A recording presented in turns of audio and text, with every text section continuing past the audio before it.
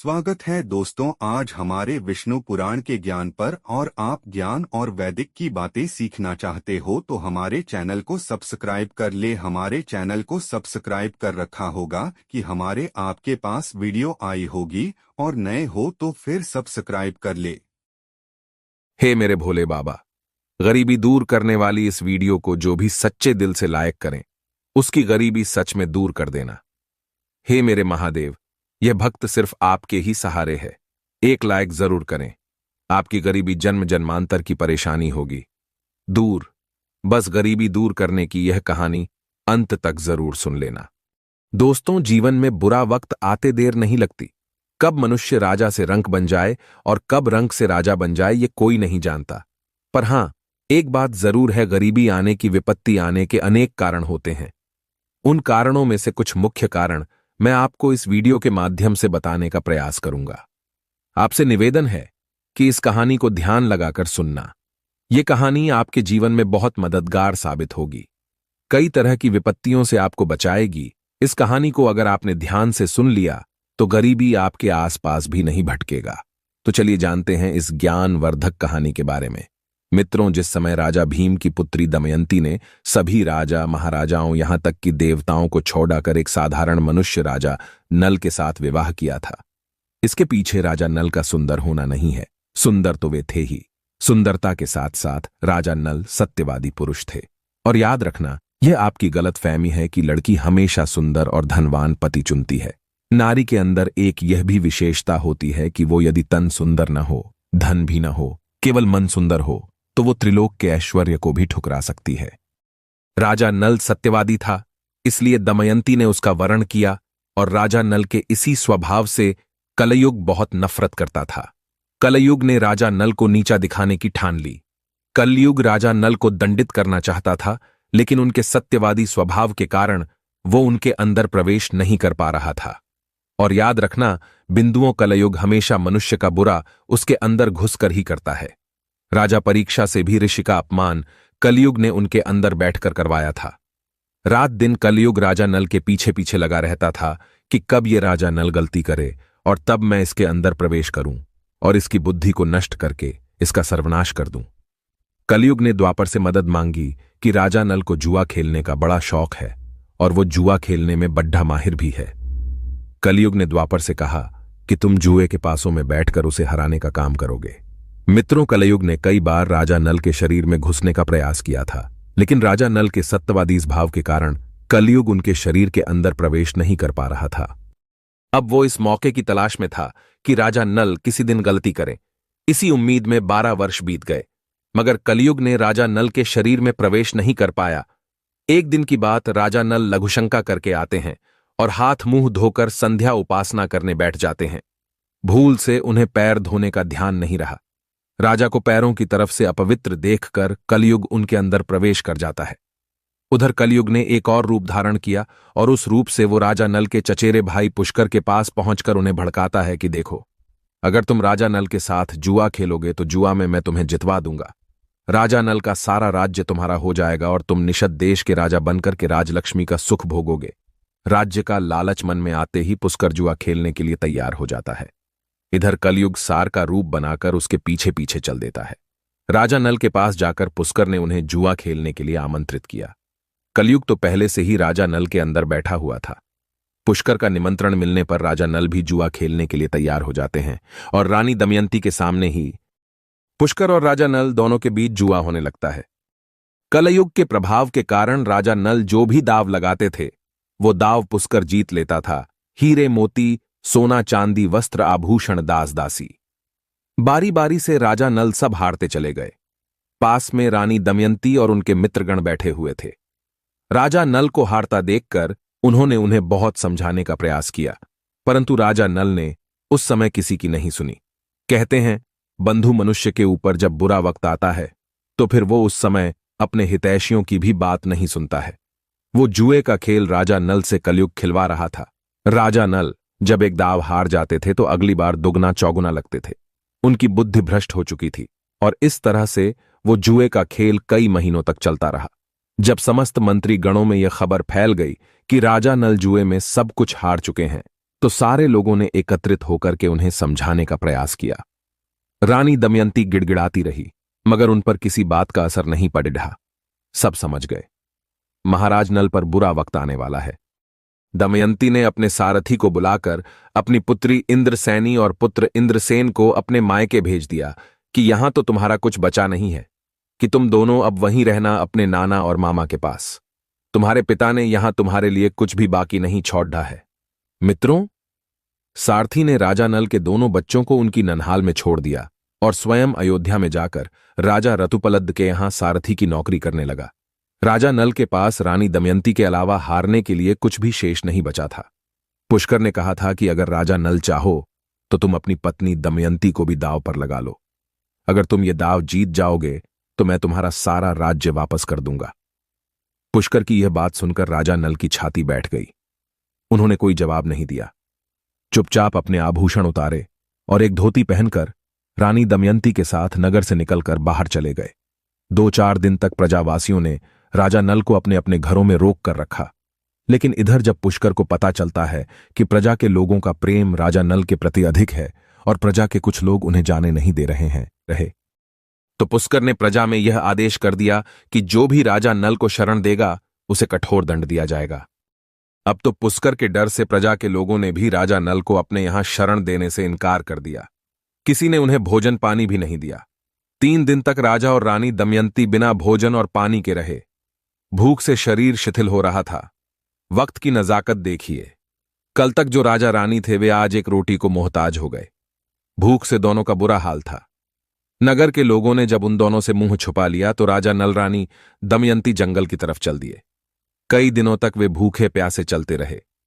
रास्ते में यदि किसी पेड़ पर लगे हुए कुछ फल मिल जाते तो उन्हें खा लेते थे, नहीं तो भोजन का तो वहां कोई ठिकाना नहीं था। चलते चलते जंगल में राजा नल को कुछ दाना चुगते हुए सुनहरे पक्षी दिखाई दिए। नल ने सोचा कि अगर मैं पक्षियों को पकड़ डालूं तो उनका मांस खाकर भोग को शांत किया जा सकता है। पक्षियों को पकड़ देने का प्रयास तो किया। जो अपनी धोती पहने थे उसी को जाल बनाकर पक्षियों के ऊपर डाल दिया, पर दुर्भाग्य देखिए, वे पक्षी राजा नल की धोती ही लेकर उड़ गए। अब तो न निपट नंगे हो चुके थे। शर्म के मारे उन्होंने अपना सर झुका लिया। पक्षियों के उस झुंड ने उठते उठते राजा नल से कहा, अरे ओ दुर्बुद्धि, हमें पक्षी समझने की भूल न करो। हम तो तेरे जुए के पासे हैं, जिन्होंने तुझे बर्बाद कर दिया है। तेरा सब कुछ हमने छीन लिया, फिर भी तू इस धोती को अपने साथ ले आया था। हम तुझसे तेरी धोती लेने के लिए पक्षियों के रूप में यहां आए थे। हम अपनी धोती भी तुझसे ले चले। अब तुझे निर्वस्त्र अवस्था में देखकर हमें बड़ी खुशी हो रही है। मित्रों, अपने पति की ऐसी हालत देखकर रानी दमयंती बहुत दुखी हो रही थी। राजा नल बोले, प्रिय, मैंने तुम्हारी बात का अनसुना किया था, उसी का फल मुझे भोगने को मिल गया है। आज हमारी यह हालत है कि न खुद के लिए भोजन है न तुम्हारे लिए। मैं तुमसे एक बात कहना चाहता हूं, मेरी बात ध्यान देकर सुनो। मैं जैसा भी हूं तुम्हारा पति हूं और मैं अपने किए पर बहुत शर्मिंदा हूं, लेकिन तुम्हारा ख्याल रखना मेरा परम कर्तव्य है। इसलिए मैं तुमसे कहना चाहता हूं, मैं अपनी दुर्दशा तो देख लूंगा, पर अपने साथ तुम्हारी यह हालत नहीं देख सकता। इसलिए प्रिय, तुम इस दक्षिण के मार्ग पर चली जाओ। यह मार्ग आवंती देश को जाता है। रास्ते में कुछ ऋषि मुनियों के आश्रम हैं। बाहर तुम्हें कुछ कंद मूल मिल जाएंगे, जिनसे तुम अपनी भूख शांत कर लेना। उसके बाद तुम अपने मायके चली जाना। हे प्रिय, अपराध तो सिर्फ मैंने किया है और मेरे किए की सजा तुम क्यों भोगो? इसलिए तुम मुझे छौड़ा कर यहां से चली जाओ। तब आंखों में आंसू लिए रुद्धे कंठ से रानी दमयंती कहती है, महाराज कैसी बातें करते हो? आपके तन पर कोई वस्त्र नहीं है, कई दिन से भूखे प्यासे हो। मैं आपको इस हालत में छोड़ कर नहीं जा सकती। इस मुश्किल वक्त में मैं आपके पास रहना चाहती हूं ताकि आपकी देखभाल कर सकूं, आपकी सेवा कर सकूं, आपका कुछ दुख हल्का कर सकूं। पति के सारे दुखों की एक ही तो औसती होती है पत्नी। आपके निकट रहकर आपके दुखों को बांटना चाहती हूं। इसलिए महाराज, मुझे अपने दुख में शामिल कर लीजिए और अपने से दूर मत भेजिए। नल ने कहा, तुम सच कह रही हो। विपत्ति में पत्नी से बढ़कर कोई मित्र नहीं होता। मैं तुम्हें हमेशा के लिए अलग नहीं कर रहा हूं। क्या कभी शरीर से आत्मा अलग हुई है? तुम मेरी आत्मा हो। मैं तो सिर्फ तुम्हें तुम्हारे मायके भेज रहा हूं। दमयंती बोली, यदि ऐसी बात है तो तुम भी मेरे साथ मेरे मायके चलिए। मेरे पिता और भाई तुम्हारा खूब आदर सत्कार करेंगे। वहां हमें किसी तरह का कोई दुख नहीं होगा। नल बोले, प्रिय रानी, तुम्हारा कहना सर्वथा ठीक है कि तुम्हारे पिता और भाई मुझे बहुत आदर देंगे, लेकिन मैं वहां रहकर स्वाभिमान से नहीं जी पाऊंगा, क्योंकि जब मैं तुम्हें बहाने गया था तो मैं एक राजा था। आज मैं एक भिखारी हूं। तुम्हारे माता पिता से मिलने वाला सम्मान मुझे बहुत शर्मिंदा करेगा। ससुराल में जाकर मनुष्य को किसी भी मजबूरी में नहीं बसना चाहिए।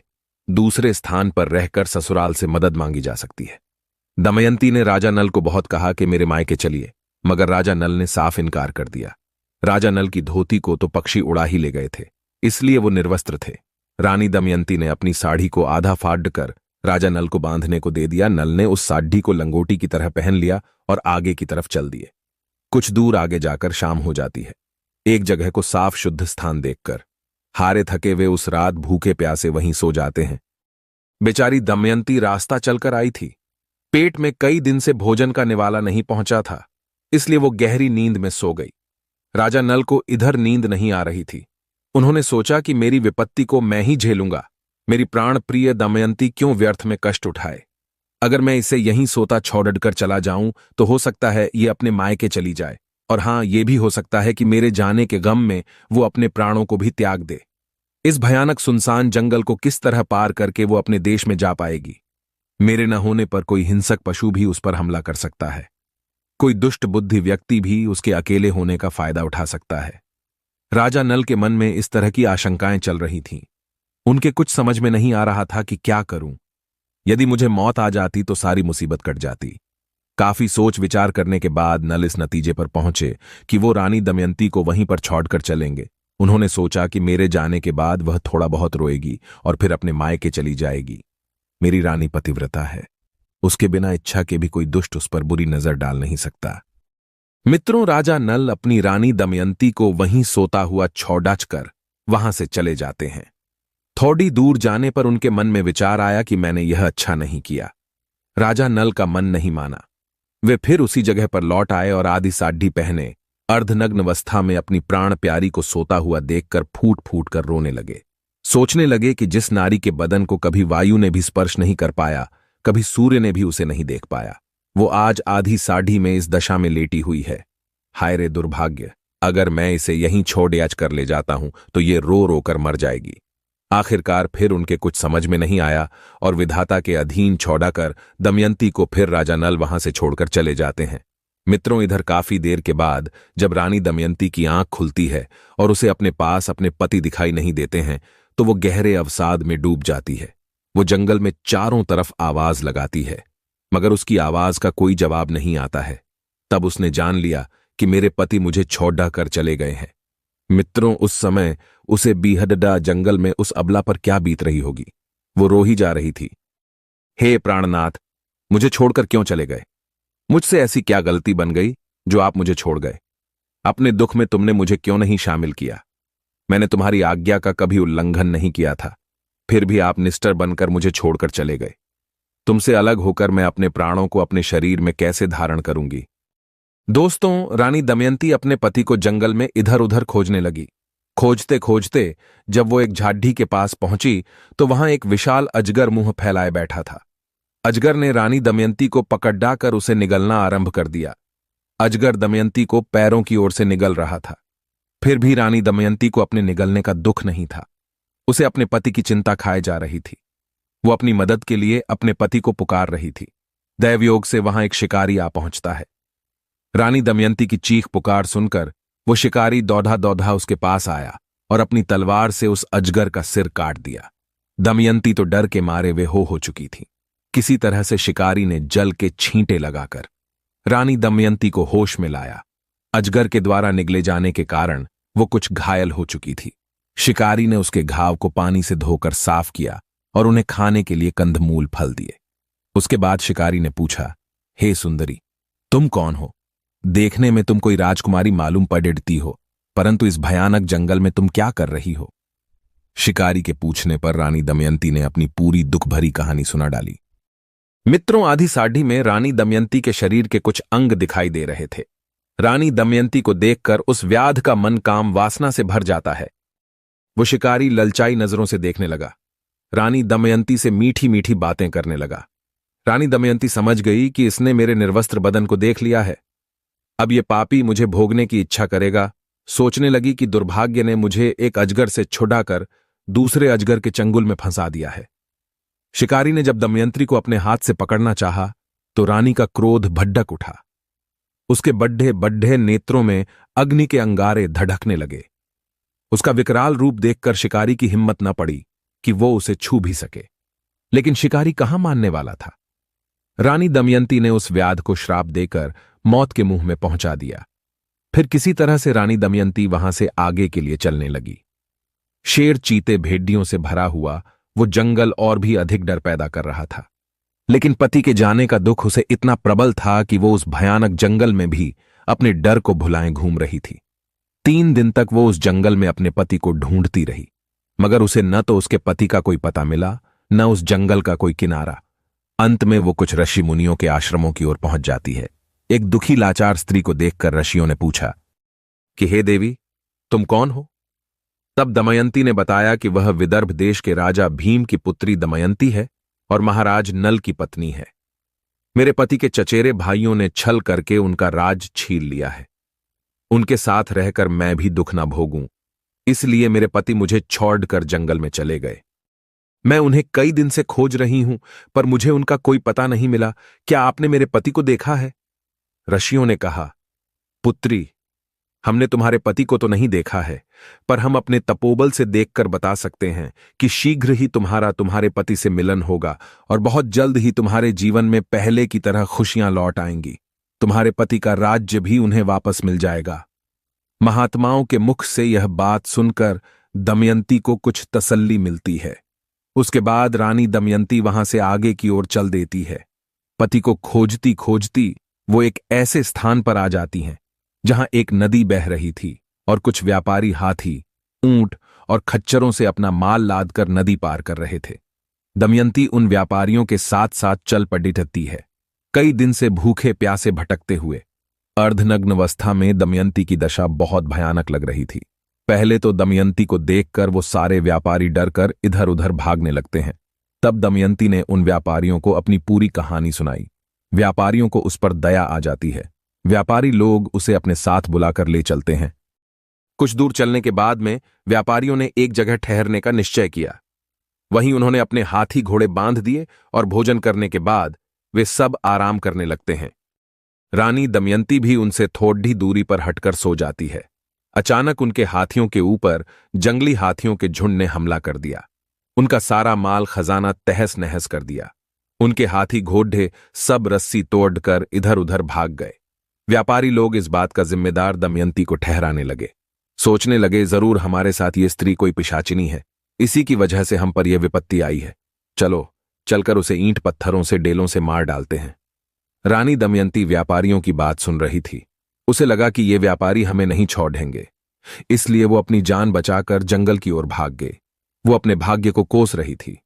सोचने लगी कि मैं कितनी बड्डी पापिन हूं, जो भी मिलता है वही मेरा दुश्मन बन जाता है। हो ना हो, ये सब देवताओं का किया धरा है।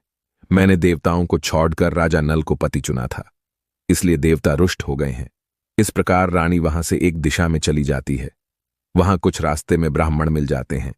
रानी दमयंती उनके पीछे पीछे लग जाती है और चलते चलते वो चेद राजस्व भाव की राजधानी में पहुंच जाती है। मित्रों, उस नगर में पहुंचते ही नगर के कुछ शरारती बालक उसे पागल समझकर उसके पीछे लग जाते हैं। उसके ऊपर हंसते हैं, उसे गालियां देते हैं। जैसे ही वो राजमहल के सामने से होकर निकलती है तो वहां की जो राजमाता थी, उनकी नजर उस अबला पर पहुंच जाती है जिसे राह चलते बच्चे परेशान कर रहे थे। राजमाता देखते ही समझ जाती है ये कोई स्त्री मुसीबत की मारी है, व्यर्थ में इसे बालक परेशान कर रहे हैं। राजमाता अपनी दासी को भेजकर उसे अपने पास बुला लेती है और उसकी दीन दशा को देखकर वहां की राजमाता उससे पूछती है कि बेटी तुम कौन हो। तब रानी दमयंती अपनी असली पहचान छुपाकर बनावटी बातें कहती हैं और वो राजमाता से कहती है कि मैं एक उस मुसीबत की मारी स्त्री हूं। मेरे पति जुआ में अपना सारा धन हार गए और वो मुझे जंगल में छोड़कर कहीं चले गए। मैं अपने पति को खोजती फिर रही हूं। कहीं कुछ खाने को मिल जाए तो खा लेती हूं। सोने के लिए किसी पेड़ के नीचे सो जाती हूं। पहले मैं राज परिवार की नारियों का श्रृंगार करती थी।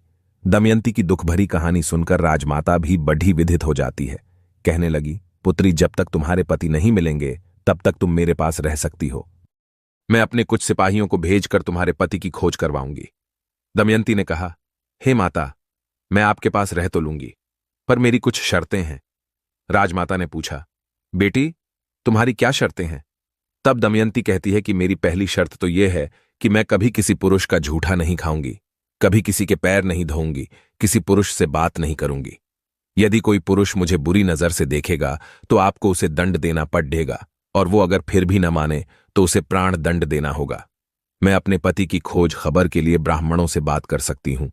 मेरी अगर यह शर्त आप मान ले तो मैं आपको यहां रुक सकती हूं, नहीं तो मैं जैसे काट रही हूं वैसे आगे भी काट लूंगी।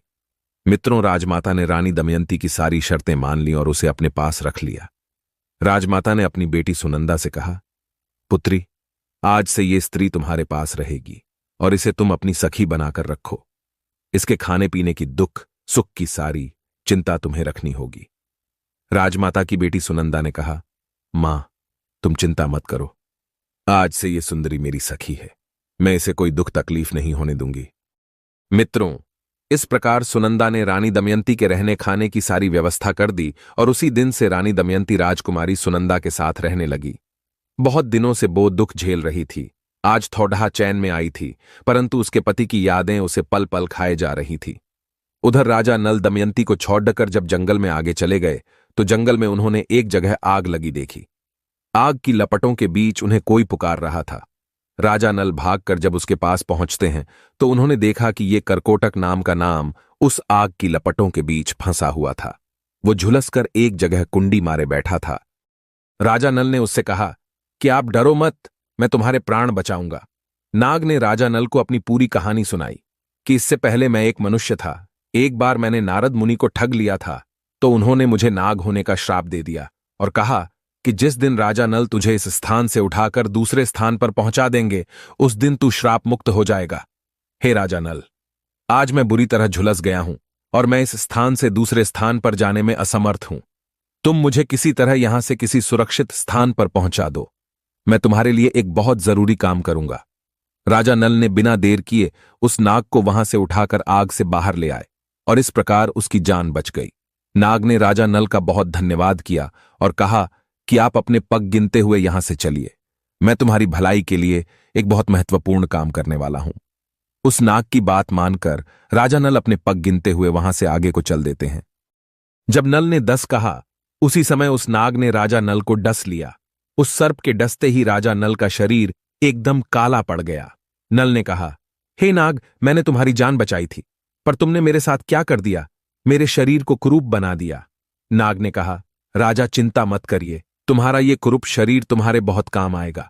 इस कुरूप शरीर के कारण अब आपको कोई पहचान नहीं पाएगा और मेरे विष के प्रभाव से आपके शरीर के अंदर जो कलयुग गुस्सा बैठा है वो अंदर ही अंदर जलता रहेगा।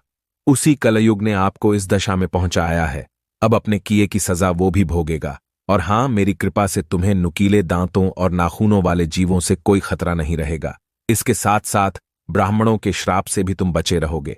किसी विष का भी तुम्हारे ऊपर कोई असर नहीं होगा। युद्ध में हमेशा तुम्हारी विजय होगी। अब तुम यहां से राजा ऋतुपर्ण के यहां सीधे अयोध्या चले जाओ और उनसे मित्रता कर लेना और उनसे कहना कि तुम रथ हाँकने में बड़े माहिर हो। तुम उन्हें रथ हाँकने की विद्या सिखा देना और राजा ऋतुपर्ण जुए का बहुत बड़ा जानकार है, उनसे तुम जुए की विद्या सीख लेना। जब तुम दोनों की मित्रता हो जाएगी तो तुम्हारा खोया हुआ राज्य, पत्नी, पुत्र सब मिल जाएंगे। और हां, एक बात का विशेष ध्यान रखना, जब भी तुम अपने पहले वाले रूप को देखना चाहो तो तुम मुझे याद कर लेना। मैं तुम्हें 2 वस्त्र दूंगा, जब तुम उन वस्त्रों को पहनोगे तो तुम अपने पहले वाले सुंदर रूप में आ जाओगे। मित्रों, इस प्रकार करकोटक नाग राजा नल को समझाकर चला जाता है और राजा नल सीधी अयोध्या की सीध लगा लेते हैं। 10 दिन में राजा नल ऋतुपर्ण के यहां पहुंच जाते हैं और राजा ऋतुपर्ण के दरबार में पहुंचकर उनसे मिलते हैं। दर्शक बंधुओं, आगे क्या होता है इस कहानी में इंतजार कीजिए, भाग नंबर 3 का। राजा नल अपनी रानी दमयंती से मिल पाते हैं या नहीं, किस तरह उन्हें उनका राज्य प्राप्त होता है या नहीं, आगे की कहानी बड़ी रोचक है, इसलिए तीसरे भाग में उसे आप जरूर सुनिएगा। वीडियो लंबा होने के कारण मैं इस कहानी को यहीं पर विराम दे रहा हूं। मुझे उम्मीद है कि यह कहानी जरूर पसंद आ जाएगी। तो चलिए मिलते हैं आपसे अगली वीडियो में भाग नंबर 3 में। आप सभी का बहुत बहुत धन्यवाद। जय श्री कृष्णा।